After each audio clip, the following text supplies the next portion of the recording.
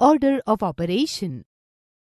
When performing calculations using a formula, Excel follows certain rules of precedence.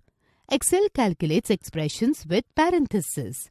First, Excel calculates multiplication and division before addition and subtraction. Excel calculates consecutive operators with the same level of precedence from left to right.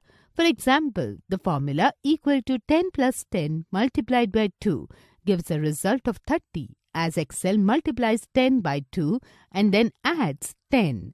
However, the formula equal to 10 plus 10 outside bracket into 2 produces a result of 40. This is because Excel calculates the expression 10 plus 10 within the parentheses first. It then multiplies by 2. If you are unsure of the order in which Excel calculates, use parentheses even if the parentheses are not necessary. Parentheses also make your formulas easier to read.